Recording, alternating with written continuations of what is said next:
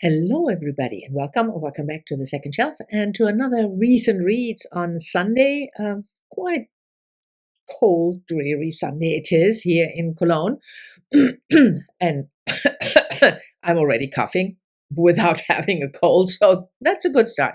But anyway, recent reads on Sundays in which I look back at my reading. What have I finished? What have I started? What am I still reading?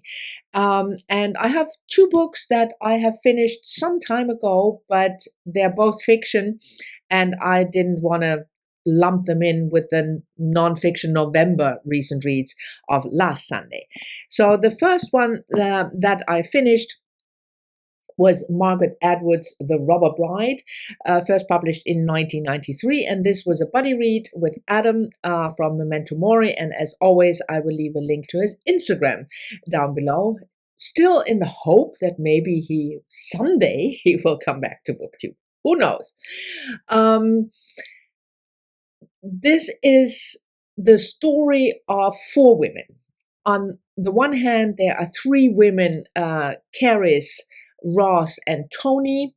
And on the other side, there is one woman, Xenia. And why are those two sides? Because Xenia is the robber bride. She is the one who wrecks the lives of these other three women.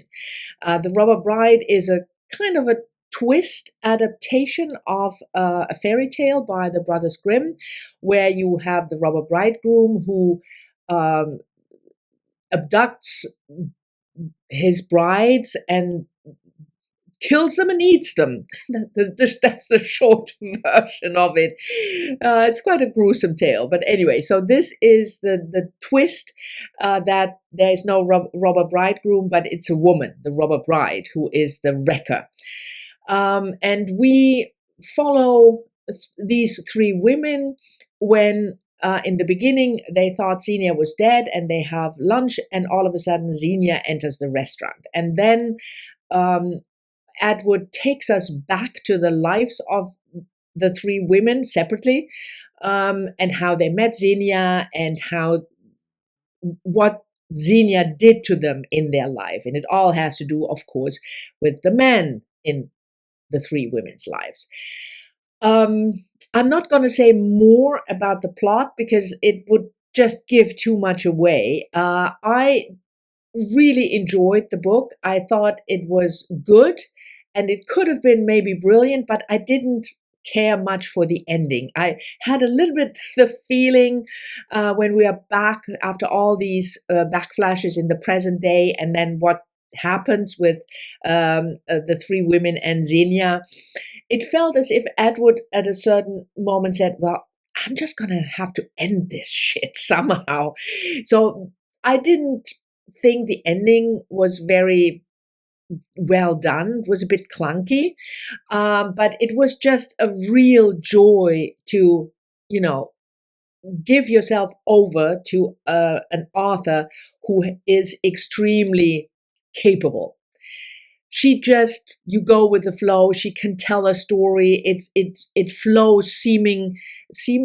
Is that the word that I want? I think so. So that was the joy of the book, and the ending wasn't great, but it was still a real joy to have read. So if you haven't read The Robber Bride and you want something, a good story, good characters, nice flowing tale, yes. Oh, and it's set, by the way, in Canada, in Toronto, in the 1990s. So it's also sometimes funny to think about how the 90s were. The Robber Bride. The next book I finished was a buddy read also, but this time with Heidi from My Reading Life. And I don't have a physical copy because I read it on script. So I will put a picture up here in a minute. And the book is the first in a series by Dina Rayborn, Curious Beginnings. And the series is called Veronica Speedwell Mysteries. This book was published, I think, 2015, something like that. Yeah, 2015. And it's set in Victorian England. And I think last time when I talked about the book, I said it was set in the 1870s. Well, I was off by more than a decade.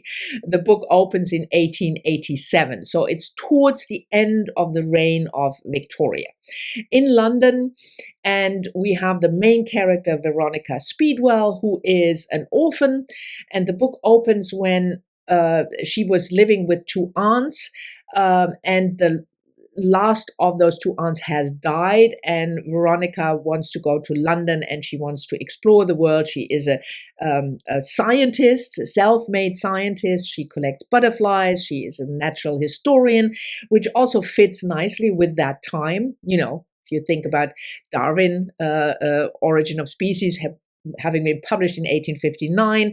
So this whole idea of, you know, exploring science, but then from the perspective of a young woman, she's in her early 20s when the book opens. But then, of course, shit happens and her life gets completely derailed because she is in danger. I'm not going to tell you why or how. She ends up in London, teaming up with a guy called Stoker, who has quite a colorful past. He was also a natural historian, and then stuff happened to him, and he's now on the, not in the gutter, quite, but you know, he's coming from gentry and he's not living the good life anymore. And these two characters try to find out why Veronica is in danger. That's basically the setup of the story. I thoroughly enjoyed my time with this book. When I first mentioned it, I said that both Heidi and we had read so much heavy nonfiction, we just needed some brain candy. And this is it. This is definitely brain candy. It's, as Heidi said, I think that's a great term. It's a low stake mystery. So the stakes are not high. If you look at the mystery itself, it's not why you read the book. There are maybe 2 or 3 things that the couple does.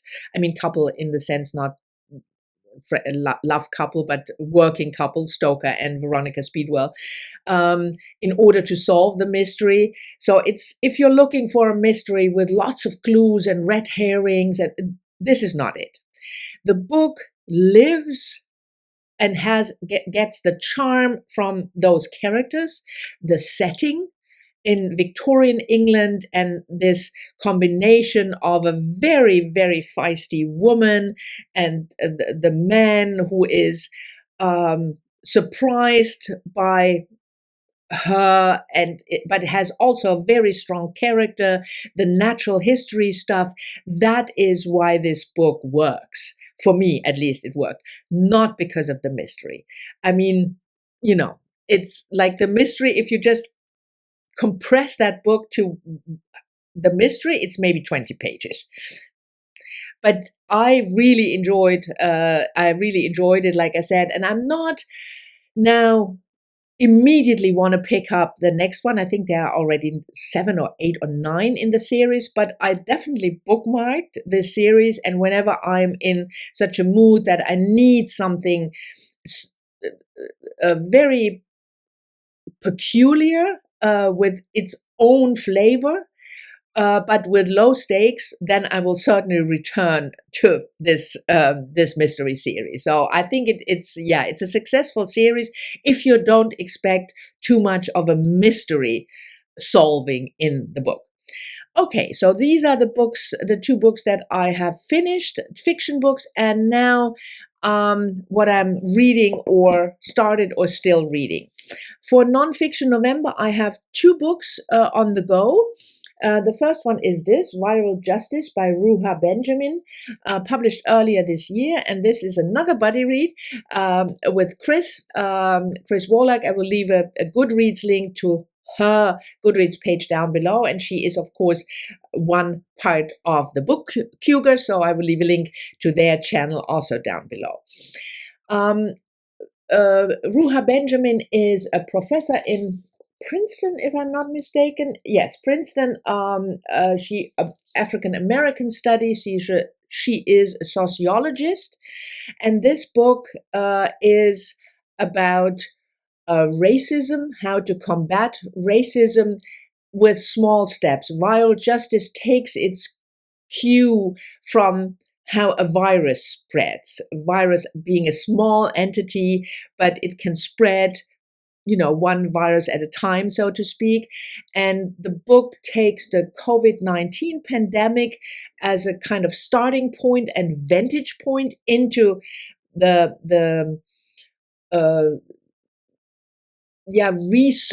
very well researched examination of the various aspects of racism, capitalist racism, colonial racism, and what we might do as individuals.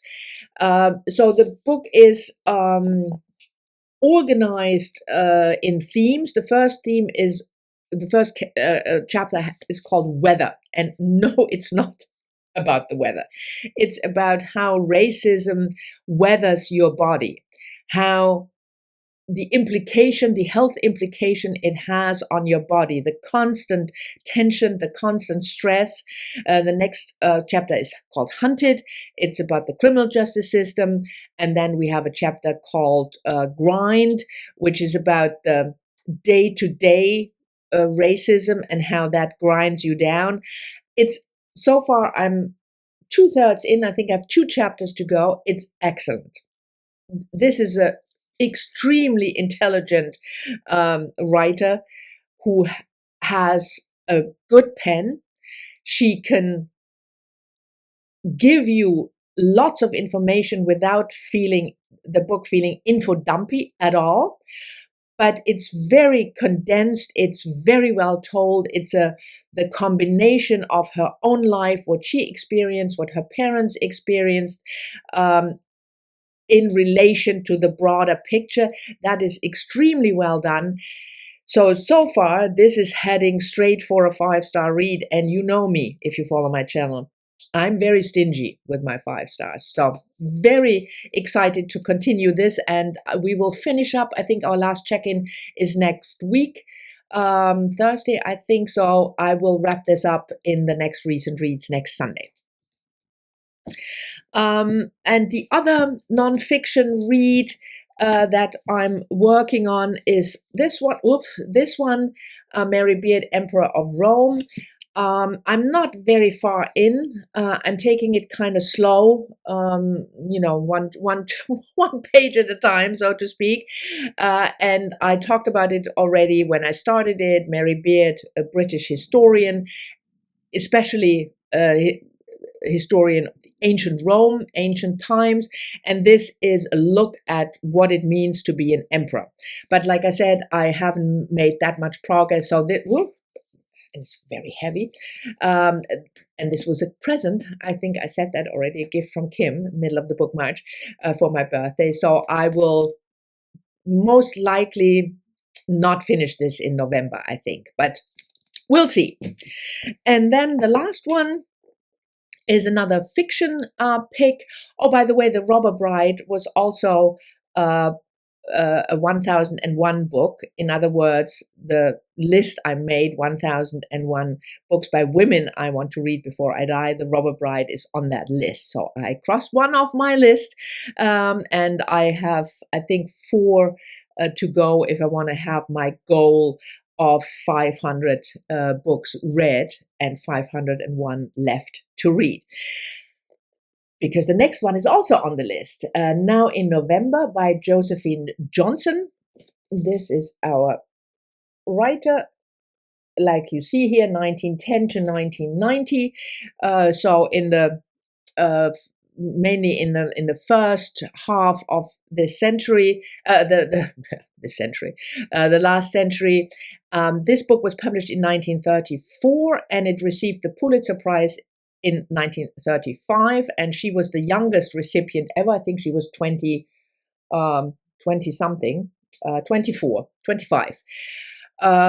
And I'm buddy reading this with Adam again, another buddy read with Adam. This is set in rural the rural US during the Dust Bowl.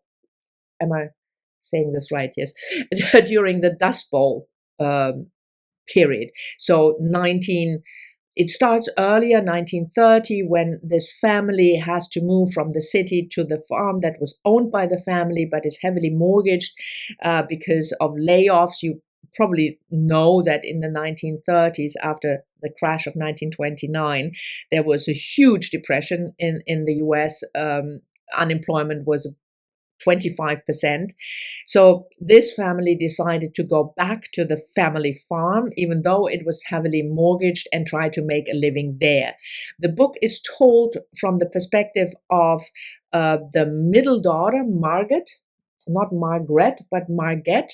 There are two other girls. She is 10? No, 14. Sorry, she's 14 when the book opens with the move from the city to the farm. There is a younger sister who is at the time 5 years old, and the oldest, Karen, is 15.